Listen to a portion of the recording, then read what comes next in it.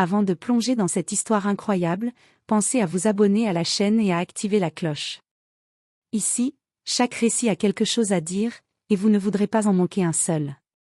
Clara Bennett regardait par la grande fenêtre de la chambre nuptiale, le regard perdu dans le paysage enneigé de Charleston. La salle était décorée somptueusement, des fleurs blanches et roses recouvrant les tables, des rubans dorés flottant doucement sous les lustres. Pourtant, malgré l'opulence, Clara se sentait prisonnière dans une cage dorée. Depuis des semaines, sa famille la pressait, la suppliait presque, de se marier avec Daniel Carter. Daniel, un homme qu'elle connaissait à peine, séduisant mais arrogant, riche mais vide. Ses yeux bleus semblaient froids, et son sourire, bien qu'élégant, ne dissimulait pas un certain mépris envers elle. Clara savait que cet homme ne l'aimait pas, ou du moins, pas vraiment. Et pourtant, face à la pression de sa mère et aux menaces voilées de scandale familial, elle avait dit « oui ». Le mariage avait été un défilé de visages souriants et hypocrites. Les invités complimentaient Daniel sur sa réussite, louaient la beauté de Clara et se réjouissaient de ce qu'ils considéraient comme une union parfaite. Mais Clara savait la vérité, elle n'avait épousé qu'un nom, une fortune, et non l'homme qu'elle aurait pu aimer. Le soir de la cérémonie, Daniel l'avait prise par la main avec une froideur calculée et l'avait conduite dans la suite nuptiale. Il y avait une distance entre eux, un silence gênant que ni l'un ni l'autre ne semblait vouloir combler. Clara se sentait vulnérable, seule dans une chambre où les promesses d'amour semblaient creuses, où le parfum des fleurs n'était qu'un voile pour masquer la réalité douloureuse. Peu après, la vie de Clara changea à jamais, elle découvrit qu'elle était enceinte. Le choc la remplit d'une peur profonde, mais aussi d'une étrange chaleur, un espoir qu'elle n'osait pas formuler. Elle allait donner naissance à des jumeaux, Emily et Ethan, fruits de ce mariage qu'elle n'avait jamais désiré mais qu'elle devait désormais affronter. Clara pressentait que sa vie ne serait jamais plus la même. Elle savait qu'elle devrait apprendre à aimer et protéger ses enfants, même dans un mariage où l'amour n'existait pas. Et tandis qu'elle regardait la lune se refléter sur la neige, un frisson parcourut son échine, elle était seule face à un futur incertain, mais prête à lutter pour ses enfants, pour sa dignité, et pour ce qu'elle considérait désormais comme sa véritable famille. Clara Bennett se leva aux premières lueurs du jour, la fatigue pesant sur ses épaules comme une chape de plomb. Emily et Ethan, ses jumeaux de 2 ans, gigotaient déjà dans leur lit, riant et appelant leur mère. Leur innocence contrastait douloureusement avec le vide dans lequel Daniel, son mari, avait plongé leur vie. Le matin de ce jour fatidique, Clara découvrit que Daniel n'était plus dans la maison. Ni mots, ni lettres, rien. La seule trace qu'il laissait derrière lui était une pile de factures et une atmosphère glaciale, comme si sa disparition avait été calculée pour la briser. Elle sentit d'abord la panique, un mélange de peur et de colère. Comment un homme pouvait-il abandonner ainsi sa famille, disparaître sans explication? Malgré la douleur, Clara ne céda pas au désespoir. Elle prit Emily dans ses bras, Ethan serré contre elle, et se promit que jamais elle ne laisserait leur vie s'effondrer à cause de l'égoïsme de leur père. Elle travailla d'arrache-pied, multipliant les petits boulots et les heures supplémentaires comme infirmière dans un hôpital local. Chaque sourire de ses enfants devenait sa force, chaque mot doux un rappel que sa vie avait un sens. Les années passèrent dans une routine épuisante mais déterminée. Les jumeaux grandissaient, intelligents et affectueux, mais parfois curieux du père qu'ils n'avaient presque jamais connu. Clara répondait à leurs questions avec douceur, inventant des histoires sur un « oncle Daniel » qui voyageait loin pour affaires, cachant la vérité amère de l'abandon. Et pourtant, malgré sa résilience, il y avait des moments où la colère revenait en vagues. Chaque anniversaire des jumeaux, chaque Noël, chaque événement où Daniel aurait dû être présent creusait la blessure laissée par son départ. Clara se demandait si un jour il reviendrait, si un jour elle pourrait lui pardonner. Mais pour l'instant, elle n'avait qu'une seule mission, protéger et aimer Emily et Ethan, envers et contre tout. Ce chapitre de sa vie, marqué par la solitude et la détermination, allait forger en elle une force que Daniel ne pourrait jamais comprendre. Clara Bennett n'était plus une jeune mariée naïve, elle était une mère, une survivante, et une femme capable de tout affronter pour ses enfants.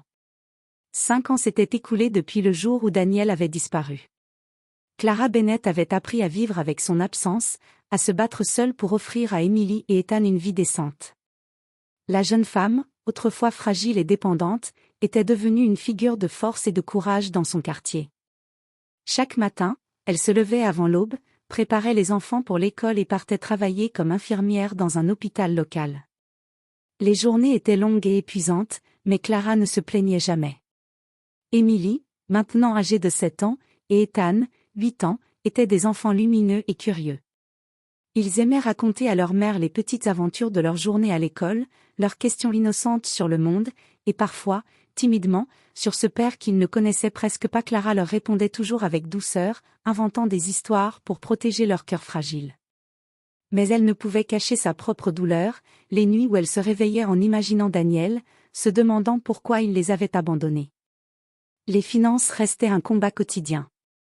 Clara jonglait entre les horaires de l'hôpital, des cours du soir pour améliorer ses compétences et des petits travaux supplémentaires. Elle refusait l'aide de certains proches, fière et déterminée à prouver qu'elle pouvait tout gérer seule. Chaque sacrifice semblait insignifiant comparé à l'amour qu'elle portait à ses enfants. Malgré tout, la solitude pesait. Clara savait qu'elle devait être forte pour Émilie et Ethan, mais parfois, elle se surprenait à pleurer en silence, repensant à ce mariage forcé et à l'homme qui avait choisi de disparaître plutôt que de faire face à ses responsabilités. Elle se répétait que sa colère et sa tristesse devaient rester enfouies, car les enfants avaient besoin d'un pilier, pas d'une mère brisée. Pourtant, au fond d'elle, une étincelle d'espoir subsistait. Elle rêvait que, peut-être un jour, Daniel reviendrait. Mais elle savait que si cela arrivait, rien ne serait comme avant. Elle devait se préparer à protéger ses enfants, leur cœur et le sien, contre toutes les illusions et les promesses non tenues. Ainsi passaient les jours, rythmés par le travail, l'amour maternel et la lutte quotidienne.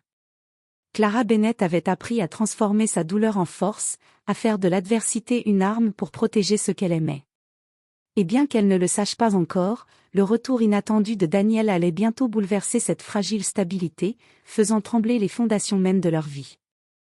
Le matin était doux et ensoleillé lorsque Clara remarqua la voiture garée devant sa maison. Une berline noire étincelante, qui semblait trop luxueuse pour ce quartier modeste.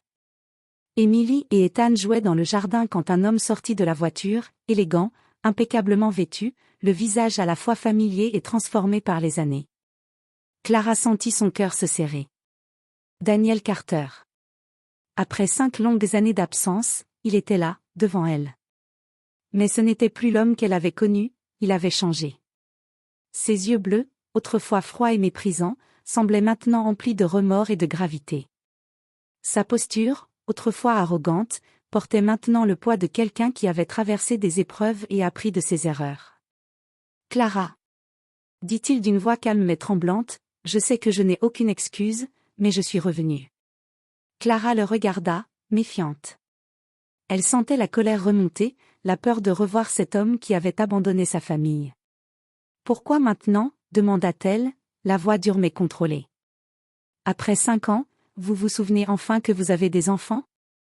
Daniel baissa les yeux, incapable de soutenir le regard de Clara. « J'ai été stupide.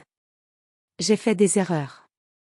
J'ai cru pouvoir construire quelque chose à l'étranger, mais j'ai échoué.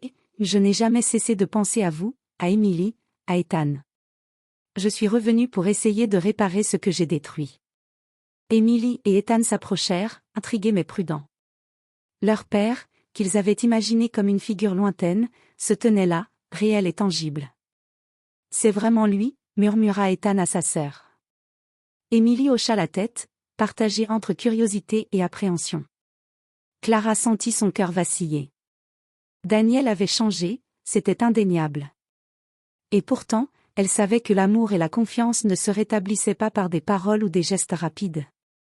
Elle devait protéger ses enfants, mais une partie d'elle-même voulait savoir si cet homme était sincère. Daniel commença alors à faire des efforts pour se rapprocher des enfants, leur offrant de petites attentions, jouant avec eux, essayant timidement de rattraper le temps perdu. Clara observait chaque geste, chaque mot, pesant la sincérité derrière cette façade nouvelle. Elle savait que leur relation ne pourrait jamais revenir à ce qu'elle avait été. Mais elle voyait aussi, au fond des yeux de ses enfants, une étincelle d'espoir, un pont fragile vers ce père revenu de nulle part. Et tandis que le soir tombait sur la maison Bennett Carter, Clara comprit que sa vie venait de basculer à nouveau. Les 5 années de solitude, de lutte et de résilience allaient désormais être confrontées à un homme prêt à tout pour reconquérir sa place, mais à quel prix? Les jours qui suivirent le retour de Daniel furent un mélange de tension, d'appréhension et d'émotion.